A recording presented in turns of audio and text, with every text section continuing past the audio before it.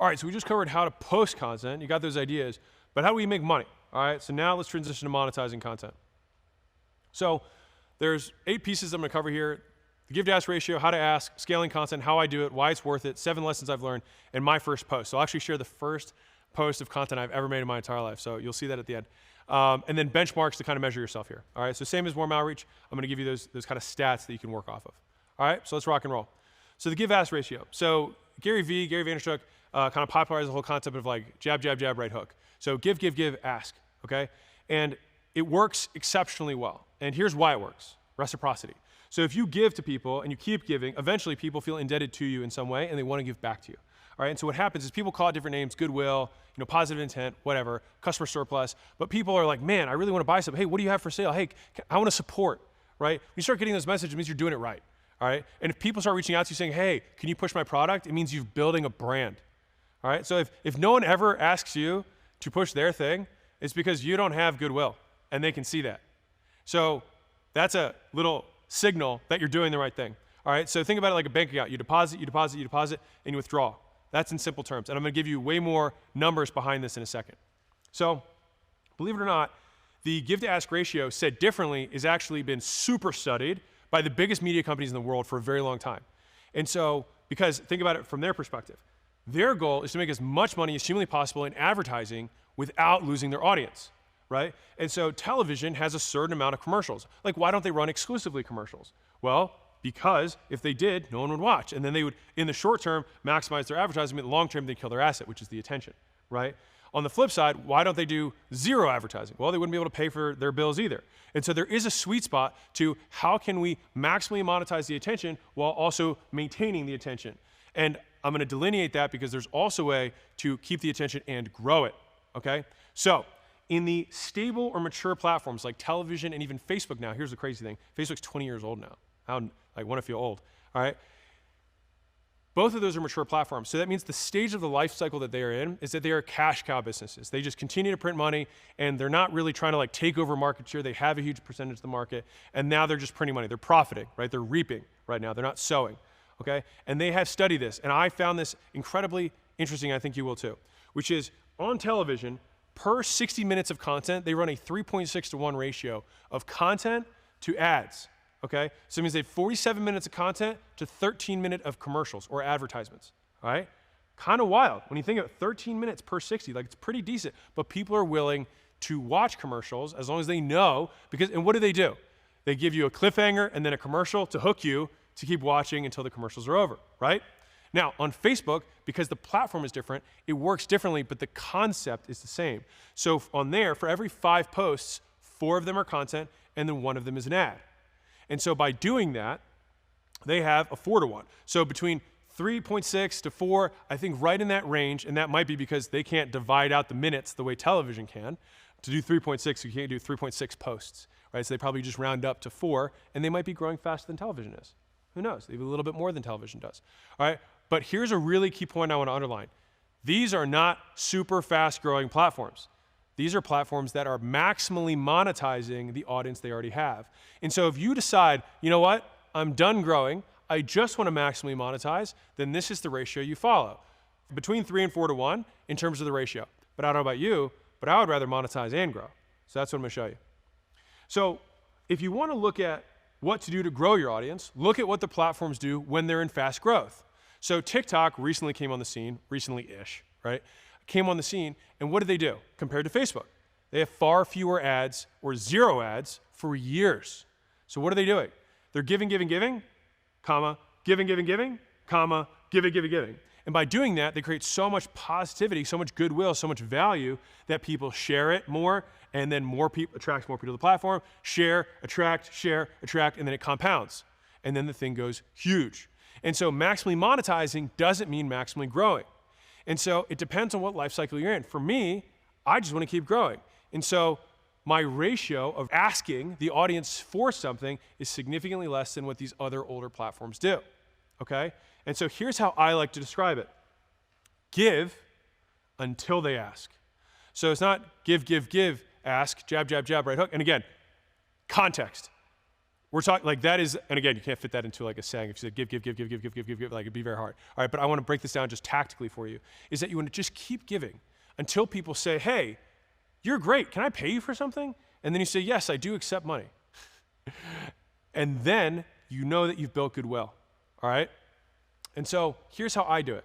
You give in public, you ask in private. This is the pro tip version, this is the advanced version. That way your reputation stays purely on giving. And so you don't even ever have to right hook in public ever. You don't have to ask ever. You just keep giving. And when that person messages you, then you can have a conversation. And then as far as, just like I said earlier, with your reputation is only, with the 99.9% of people that never do business with you, is just based on goodwill. And that continues to compound and grow at a faster rate than anything else does. All right, so here's the bottom line, is that the moment you start asking for money publicly is the moment you decide to slow down your growth. So the more patient you are, the more you will get when you finally make the ask. Now that being said, is there a ratio here where if you give 100 times and ask once and then give 100 times again, you'll keep growing? Of course, it's a ratio. It's to what extent, all right? But when I say that, I mean you veer from the maximally growing path by making any ask. Comma, and that's okay. You got to pay your bills. You have a team. You've got people. It's fine. I just show these as polar extremes, right? 100% ask, no one will pay attention to you. 100% give, everyone will pay attention to you, and it'll be hard over a long period of time to make money and feed yourself. 4 to 1-ish, which is the middle ground where you don't grow, but you do monetize as much as you can. And then we want to be, in my opinion, on this side of that ratio, especially if you're trying to grow your audience and make money. All right? And the further this way you are, the faster you'll grow. And you just want to make sure that if you are going to right hook, that it counts. And ideally, if you really want to be smart about it, like the real, is that when you do a right hook to an audience, believe it or not, you can continue to reinforce your brand and actually continue to deposit goodwill if the thing you sell is exceptional. And the real is that most people's things are not exceptional. And so that's why it is a deposit, withdraw. But if you really play the game of business right, you deposit, and then you make money and still deposit. And so if someone chooses to buy a book from me for $2.99, do I think that that transaction nets them significantly more for my brand? Yes, I do. And so even though Amazon, Jeffy B won't let me give the thing away for free, I'm willing to do it at the lowest cost possible on the platform because I still think that it grows the brand and it reinforces goodwill. And so the idea is that brand over everything. And so you reinforce your brand with the giving that you're doing in your content, and ideally you reinforce your brand with the value of your product. And when you do that, everyone just continually wants more, and that's where you want to be. So that is the give-ask ratio. So you're like, okay, Alex, great. Well, I do need to feed myself. Understood. How do I ask? Here's how you do it. So, or at least here's how I do it. If you're going to ask in public, here's my preference, is that think of ask like commercials. You interrupt your own value with commercials about the stuff you sell. So here's me dancing on video, and they say, hey, by the way, here's this thing. You might like it. If you're this type of person, I think it'll work really well for you. Okay, great. Back to where we're going. That's it. Very simple. Just like a commercial on television, just like one of those posts, then you get back to providing value. Now, again, long term, that value that you ask them for should provide even more, and then guess what? The next time you do a commercial, even more people will choose to take action. And that's where you create a reinforcing cycle and a virtual cycle of growth that compounds over time. That's why people spend so much money to get brands, because there's goodwill in the audience. All right? And so there's two ways that you can make the asks in an audience. There's integrated and intermittent. Those are fancy words, but I'll explain what they mean right now. All right, so integrated means you can advertise in every piece of content so long as you keep your give to ask ratio high. So if I have a 60-minute piece of content and I have a 30-second, hey, by the way, then that's okay because my give to ask ratio is still 59 to 1, right? I'm still far more giving per unit of time than I am asking. Now again, like I said, if the ask reinforces later, then it's okay, and that's what you want, but still at a basic term, that's what it would look like. Single piece of content unit, content unit, offer, content unit, content unit. Right? That's the idea. So the example, like I said, boom. And we're well above the 3 to 1 ratio or 4 to 1 ratio if we're doing 58.5 minutes to 1.5 minutes of asking. All right? And I want to tell you a quick story, this cautionary tale. So I don't want you to be like my friend. So I had a friend who had a podcast that blew up really quickly. He was really eager to monetize his new audience, so he just started making offers, right? Asking too frequently in the content. All right? So his podcast not only stopped growing, it actually shrank and stop being a source for him because he started making content, it blew up, it was really good value, and then he made an ask, he made a ton of money, and he was like, oh shoot, I should do more of that. And it makes sense to do it, but you have to hold yourself back. He made the ask, and what he needed to do was go back to doing what he did before, regrow the goodwill in the audience, and then ask again later. But instead, what he did is he asked more and more and more. What happens is he got less and less and less from every ask, and then he asked more and more and more because he needed to pay his bills. And you don't want to get into that vicious cycle. So you want to hold it back as much as you possibly can, and then only ask with your hand open, not shoving it down their throat. All right? So my preference here is that I integrate the asks, aka CTAs, after a valuable moment or at the end of content. All right? And so consider trying one of those places first and making sure your audience growth doesn't slow down. And then you can add in a second, a third, and so forth. All right? And by the way, little tactic for you, if you have written word, a PS statement besides the headline is the most read piece of content, any kind of written word. Because most people read the top and they'll scroll to the bottom, see how long it is, they'll read the bottom. And so that's how most people read. And so make sure that those two things are some of the most powerful things you have. So if you want to have a CTA, you can put in the PS or the PPS. And a lot of people read it. All right, so that's how you integrate it into the pieces of content. The other way to make the ask is intermittent, okay? Fancy word, but it just means in between, okay? So better for short form content in general, because it's really tough to make like imagine if I had to keep my give to ask ratio on a 20-second short, I'd have to do a 1 second, like I'd have to talk really, really fast to make it happen, right? And so realistically what happens is you make many, many pieces of content, and then every once in a while, one of your pieces of content still formatted to hook, retain, reward, but also make an offer embedded within, okay? And so the second way you monetize it is through the intermittent asks, and that's how that works, okay? So you make good pieces, pure gives, and occasionally make an ask piece. So it might be 10 to 1, and the 11th is an ask, or it might be 50, and then the 51st is an ask, all right? But the idea there is that no one's gonna stop listening to you, because they'll be like, okay, well, that makes sense. He's gotta pay his bills, I get it. And so those are the two ways that you can make your asks within your content while keeping your brand growth at its highest potential and keeping goodwill in your audience, at least that I have found. And so let me give you a little lead magnet example to make this real. So if I just talked about a way to get more leads on a post, a video, or podcast, et cetera, I would then say, hey, I have 11 more tips that have helped me do this. Just go to my site to grab a pretty visual of them. By the way, if you're watching this on YouTube, go to my site and grab a pretty visual of them, all right? And as long as I have an audience that wants more leads, so if you want more leads, by the way, go do that, this will get some of them to engage. All right, so then the thank you page after the opt-in page for my lead magnet would display a paid offer of some kind, which I don't have because there is no paid offer. But if I did have that, that's what I would do. And bonus points if your lead magnet is relevant to the content you're advertising it, right? So if I'm talking about how to like clean skateboards, then I might say, hey, I have a free skateboarding. Again, remember we can have our lead magnets in different ways. I can give you a free bottle of the solution that cleans the skateboard. I can give you a PDF that explains how to do it. I can give you a video of how to explain how to do it. I can do a call to walk you through it. There's a lot of different ways. I can say you can bring it in and I'll do it for you, ship it in for free. And what do? I get a customer for life, so hopefully every other time they need to clean their skateboard, they come to me. Like lots of different ways, but if I'm talking about cleaning skateboards, then that's what I make my lead magnet relevant to. And if you do that, then you already have selected for the audience that has found this topic interesting and probably has this problem, and so you are offering a way to make their life easier. And you get more leads. And so here's an offer example. So if you were gonna just go for the jugular with your core offer and go straight to the sale, that is, again, the most direct path to money, we model our offer from the last chapter, all right? So hey, by the way, guys, if you've enjoyed my content, I'm looking for 5 people who are trying to achieve XYZ in time frame. The best part is you don't have to, effort and sacrifice. And if you don't get the dream outcome, I'll do 2 things. 1 is increase the perceived like of achievement, and 2, I'll hand you your money back, all right? And I will work with you until you do. And I'll do this because I want everyone to have an amazing experience with us because I'm confident I can over-deliver my promise. So if that sounds fair, DM me, book a call, comment below, reply to this email, etc. All right? Now, I don't have a call to action. That's not mine. I'm just saying that is how I would embed it. So you can either make a lead magnet as the thing that you're making as your CTA, or you can make the offer integrated or intermittent. Either of them work, and that is how you monetize the content, okay? And so, as an example here, inside of the books, so this is the offers book, and now that you have the leads book, at the end of every chapter, I say, hey, by the way, there's more stuff online that goes in more depth on these topics that I couldn't fit into the book. And I have some downloads and some swipe files that you can grab. And so people then go grab that. Now, if you're watching this for the first time on YouTube, go check out the book, right? And so you can cross-promote the things that you have. It's an easy way to integrate lead magnets into the content you have, all right? So you can go do that, by the way. It has a bunch of 5 stars. People like it. Okay, so right now, your action step is to do 1, pick. So pick either integration or imminent strategy, and then pick whether you're gonna do a lead magnet or core offer. And then get back to giving. Cool? Awesome. And that's how you ask. So now we go to scaling content. So you're like, okay, I gotta make content, I get the give to ask ratio, I know how to ask. So how do I make more content? Good question. So there's 2 approaches that I tend to think about. One is depth and width, and the other is width and depth. And so I'll explain how this works in sequence, okay? So if you're going the depth then width approach, it means you go deep on one platform. So step one would be to post content on a relevant platform. Most of you aren't even doing step one, so do that first, all right? Remember, steps, big outcome at the end. Step two is you post content regularly on that platform. So now you're not just posting once, you post again and again and again on a regular cadence.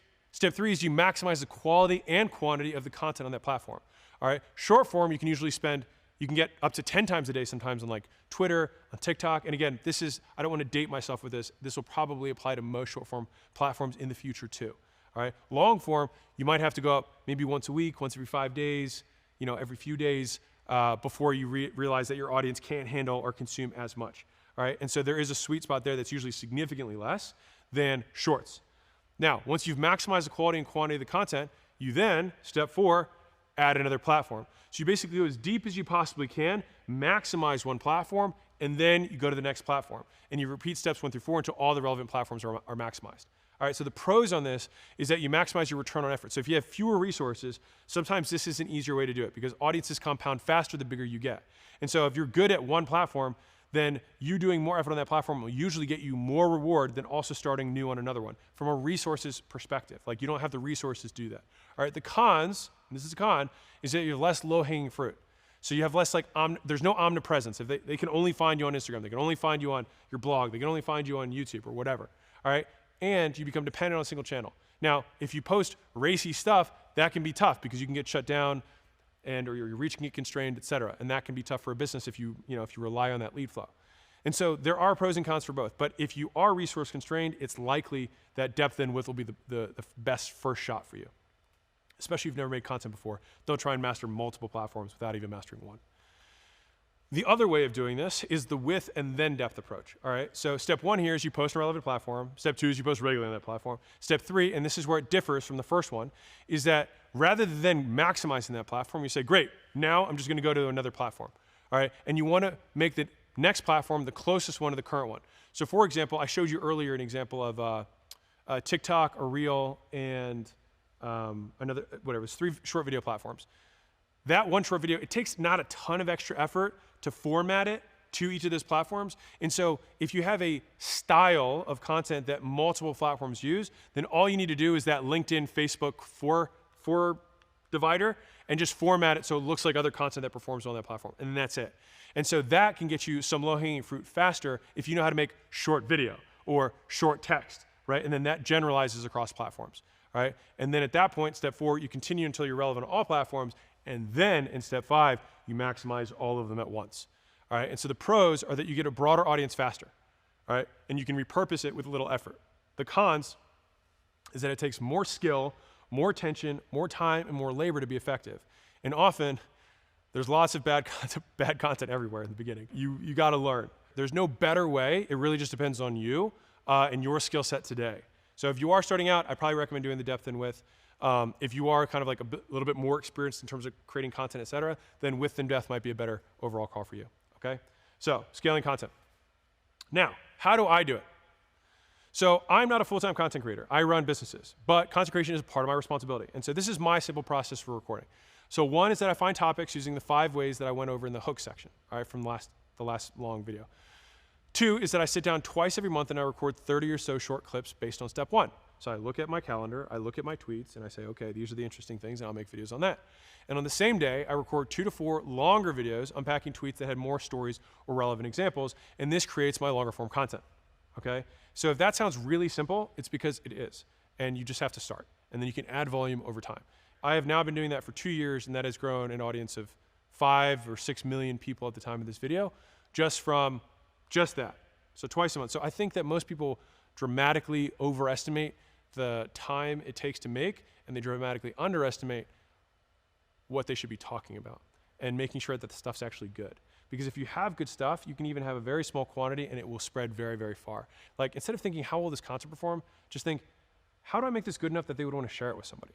If you think about the prospect of the person who's consuming this and you think, how can I make this valuable enough that they're like, oh, I didn't know that, or oh, I should share this with somebody.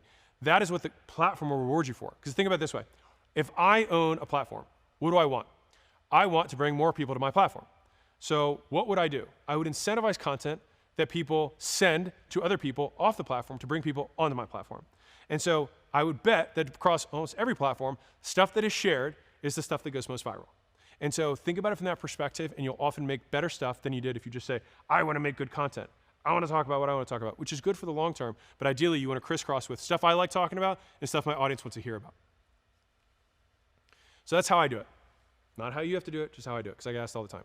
So here's why it's worth it. So let me tell you a quick story. So back when I had Gym Launch, all of a sudden our paid ads weren't working as well. And we're like, that's weird. So we're at a quarterly and we got all the heads of all the departments together and we're going over like, what happened? And Layla, in her very wise fashion, after the team's debating, was like, wait, what did we stop doing 12 weeks ago that we're no longer doing now? And as we talked about it more, we were like, well, Alex stopped making gym-specific content. I started going general. And I was like, well, I don't know if that's the thing. I don't know if that's the reason the ad stopped performing. Let's find out. And so then I surveyed my customers, my existing customers, and I found out from the survey that 78% of our customers had consumed at least 2 pieces of long-form content prior to buying. And this was a massive breakthrough aha for me when I realized, shit, this whole time I had been attributing the success of my advertising to the paid advertising when it was really the content and goodwill that I was delivering in the long form stuff that the ads were only squeezing or right hooking that audience for. So think about it this way. If I only gave to my audience in my content and then I ran ads to my audience back to then scoop up the people who wanted to raise their hands at that time because they'd consumed enough content, that is how the dynamic worked. But I didn't know that, and that's why I'm sharing the story with you. When you make content, it makes everything else work better. Same way if you do cold, warm outreach. If people see your thing and they click over to your profile and they see a bunch of valuable stuff, they're way more likely to respond to your thing or even believe you when you make an offer for money later. Because shoot, you've actually already provided value to them and you didn't even know it. And that stuff continues to provide value to everyone who watches it forever, which is great. So let me give you 7 lessons that have served me well. Number 1, for making content. If you're starting out, switching from how to how I is one of the easiest ways to kind of take your ego out of it, right? It's not saying like, here's how you should. It's like, no, here's how I did it, right? Like, here's how I make content. And people ask me all the time, this is why I made this course, all right? So this is how I make it. I make my oatmeal this way, not you should make your oatmeal this way. How I built my 7-figure agency versus how to build a 7-figure agency. And my favorite way to generate leads for my business versus this is the best way to generate leads for a business. See the difference? It's subtle, but one of them is like, oh, he's just sharing his favorite ways. What's wrong with that? My 3 favorite ways to retain people, list step stories. Is it the best ways? I don't know. They're my favorite. And so it's different, right? And so it hits different. And I think people are far more receptive to it because they're not trying to disprove you. They can just listen because you're not trying to claim anything. Number 2 is that we need to be reminded more than we need to be taught.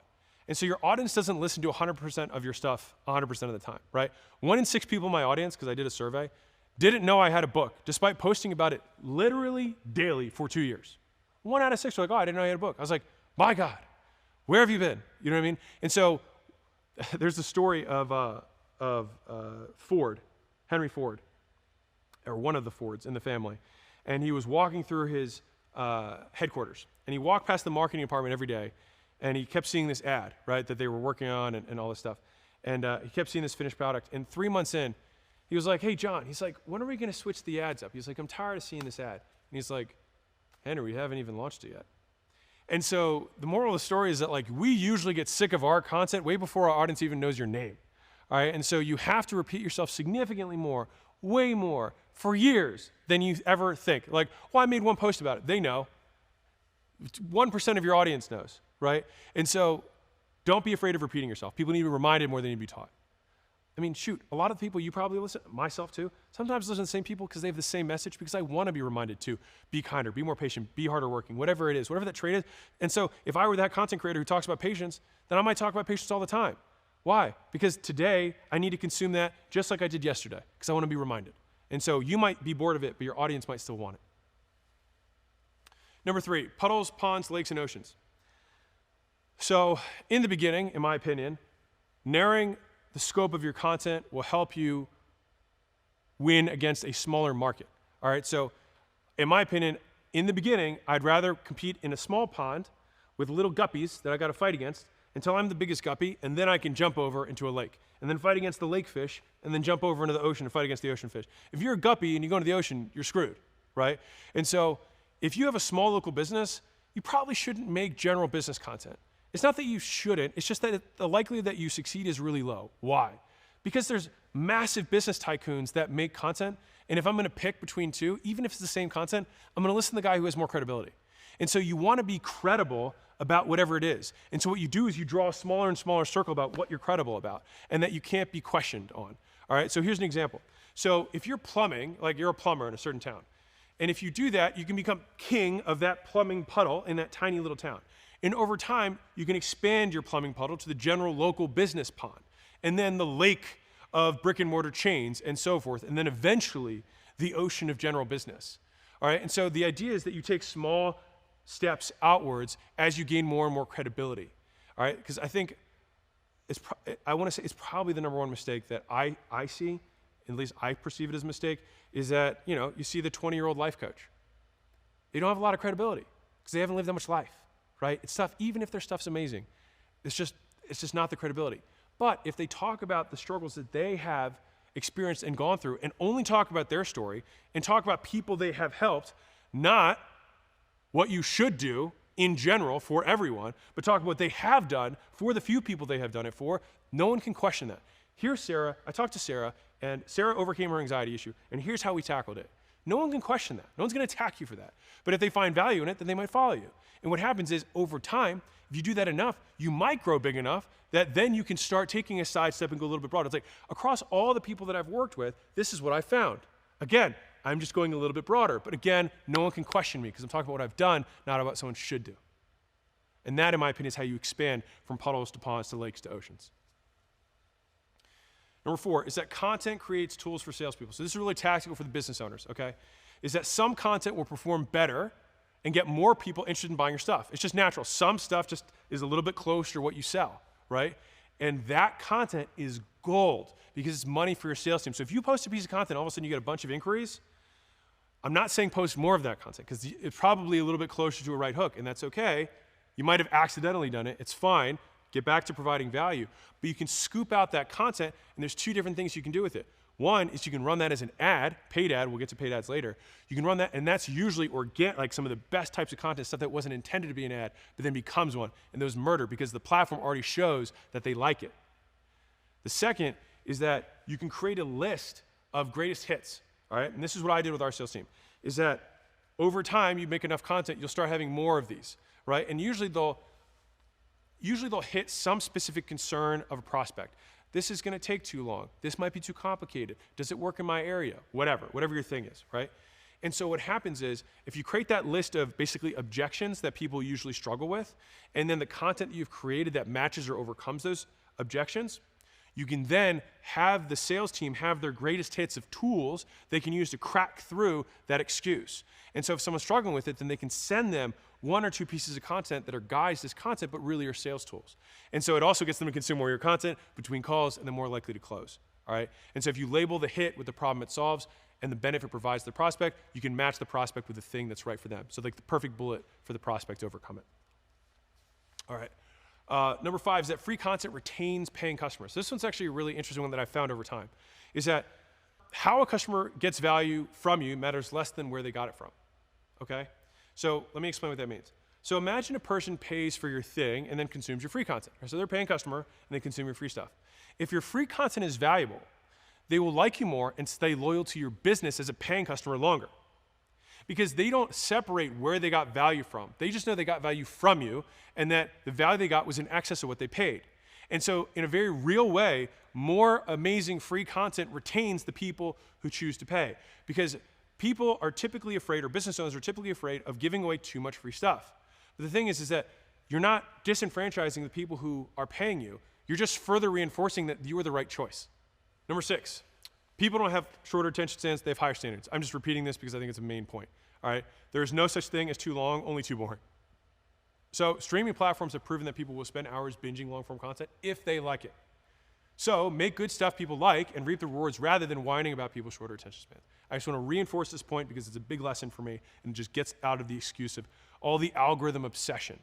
It doesn't serve you. It doesn't matter. Focus on the value and the rest will take care of itself. And then 7, this is a tiny tip that I just want to share with you that we found on our team, and me personally, is avoid pre-scheduling posts. Okay, so this is kind of weird. Like this is a weird, like borderline woo-woo, but I don't think it's woo, and I think I can explain it. Is that the posts that I manually post perform better than the ones that I pre-schedule. That's an observation. My explanation for it, I can't prove. This is just my explanation for what I think it is that when you manually post, you know that within seconds you're going to be rewarded or punished for the quality of the content. And so what it does, in my opinion, is it gives you that last little second of like, is this good enough? Or like, do I really need to tweak this caption? Or is this headline right? And it just gets that last little bit because you're about to get rewarded or about to get punished the moment you press submit. And when you're planning out a month of content, you don't have that immediate feedback that's going to happen. That's just a little tip that I've found, is that our manual posts record better. So even if we prepare stuff ahead of time, we still manually post it because it gives it that one last look before it goes live, and we found that works better for us. And so I told you at the beginning that I would show you my first post ever, so this should hopefully break the ice for you, is that you've probably been providing value to other humans knowingly or unknowingly for a while, all right? So this may be contrary to what you might have expected me to say, but the first post you make, it can kind of be like a State of the Union or a big announcement or like a coming out, if you will. You're making it known to the world of a new change in your life, okay? And so in that first post, believe it or not, you can make an ask. And it's because you've actually probably been giving for a very long period of time. So within the ratio, you're probably okay, all right? And so this was my first post I ever made. You can see 2013. So this marks my decade in business. So everyone, for those of you who know me, you know two things. One, I am terrible with all things technological. For example, I heard about Spotify just a few weeks ago, seriously, haha. And two, I love training, nutrition, and fitness more than just about a whole lot. So today is sort of special because it marks the day where my love of training vanquished, me trying to be fancy with my words, my fear of technology. So what do I mean? For the better part of a year, I've been taking part in a free personal training project with the idea that I'd give away my personal training to anyone who was willing to give some of their $500 to $1,000 to a cause of their choice. This way, they wouldn't have to be motivated by the same thing as me, but be motivated to give to their cause and benefit themselves. When I first introduced the idea, I was happily surprised at the amount of positive support I received. So almost a year from my first client, I now have a website to formally show some of the transformation that have gone underway using my programming as a formal means of contacting me about signing up. I currently have a few slots open in my roster, so drop me a note quickly. If you're interested, thanks so much. Take a second to check out some of the ridiculous transformations in record time. Check it out. Do I think this is the best post ever? No. Do I smile? I mean, you can probably see them smiling reading it, because like, I'm proud of that guy, you know what I mean? I had a job, and I did all the stuff I'm telling you guys to do. I reached out to people who knew me, and I started training them, and I did it for a year. You know, I did it for a long time before really even announcing this to the world. And so it took me a year before I even made a post. So I was doing it privately via DMs for a whole year before I even announced this stuff. And so pretty cool for me to show you this, but I was just glad I was able to dig this up. And I just say, like, just start, just make the first post. And if you make a post and you don't have a following, that's okay. You might have to start giving more for a longer period of time before you can make an ask. Again, and that's okay. You didn't expect it to be easy. Of course it wouldn't be. Most things worth doing aren't. Okay, so don't be afraid of what other people think. If someone won't speak at your funeral, you shouldn't care about their opinion while you're alive, all right? So just something that helps me get through some of the harder times. And so that was my first post, and you might be wondering, what are benchmarks? All right, and so here's my rule of thumb for you. I'm not gonna give you as many metrics, but if our audience grows, we did good, all right? If our audience grows fast, we did gooder, all right? So I like to measure my audience size and speed of growth monthly. So a rule of thumb that I like to follow is the more things you measure, the more ways you can win, all right? I got that from Dr. K. So total followers and reach is how big. So you think about impressions and you think about followers. So if I go from 1,000 followers across all platforms to 1,500, I grew my audience by 500. Amazing, right? A reach example is I go from 10,000 people seeing my stuff to 15,000 people seeing my stuff. I grew my reach by 5,000.